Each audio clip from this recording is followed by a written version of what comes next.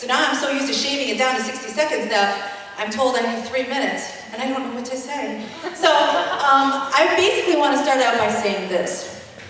I would not say I became a Beachbody coach.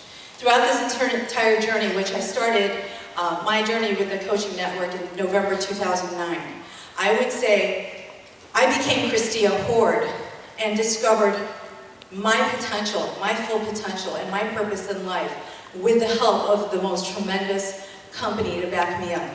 And that's through joining this coaching network that I have used it as that vehicle to drive me to do the things that I could only dream of doing, the things that I forgot how to dream to do. It helped me rediscover who I am. And to tell you a little bit about my background, I've always been in corporate America, working management positions, being, from working at the American Airlines at O'Hare to, managing retail companies to working in the real estate industry, working in broadcast at a radio station. I've done so many things, and then it kind of all came to a point where I said, I'm going to change all that because my husband and I decided to have children.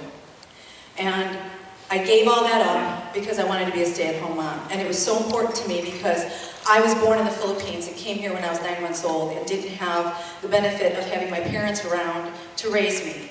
And I was bounced from daycare to daycare. And I didn't have that bond, and I didn't have that sense of identity because I was learning a new culture while being raised in a different culture in America. And I struggled with that my whole life. And then I got to a point where I said, okay, well, I'm going to be a stay-at-home mom. Now what's that? My point is, I went through so many identity crises in my life, and to make a long story short, in my first pregnancy, I gained 70 plus pounds because Portillo's became my home. And after I had my daughter, I was so into the whole mommy thing that I didn't care what I looked like. I didn't care how much weight I had gained until the point where I said, I'm really getting tired of the whole maternity wardrobe, and I need to make a change in my life. But how do I do that, and where do I begin? And so I started to take aerobics classes, and due to financial strains, because we were on one income, and as many of you have experienced job loss, once that one income becomes zero income, you have to make ends meet, and you have to do what you can possibly do. So I started teaching, and then, of course, if there are any instructors in the room, you don't make a whole lot of teaching, but for me, there was a certain amount of joy that I gained in teaching aerobics, and I've been doing that for 10 years.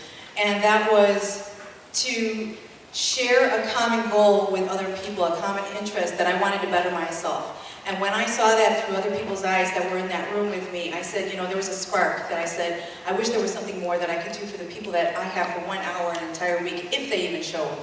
I wish there was something I can offer to them beyond just that 1 hour. Some kind of sense of motivation, some sense of direction.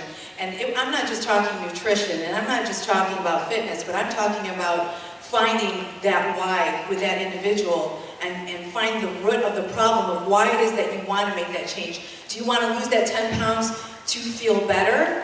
Because if that's the reason, you're not going to be satisfied. There's a deeper rooted issue, and that's you discovering who you are from the inside out. And I have to say that this has been the most tremendous experience for me because it's allowed me to discover myself. And then just the Success Club, you hear them say it over and over again, but I got to tell you, from January of 2010, that was my very first game plan event.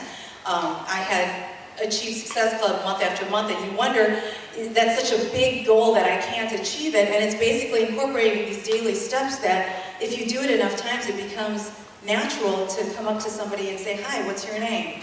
And that develops into something more beautiful, and before you know it, you're on a cruise, or you're at the Body Gospel Launch in Georgia, or you're in Chicago for the Turbo Fire Launch, and you start developing these friendships that will last a lifetime. That's the most beautiful thing. I enjoy it. I thank you for having me up here today. I love where I am, and I look forward to seeing you at the next game plan.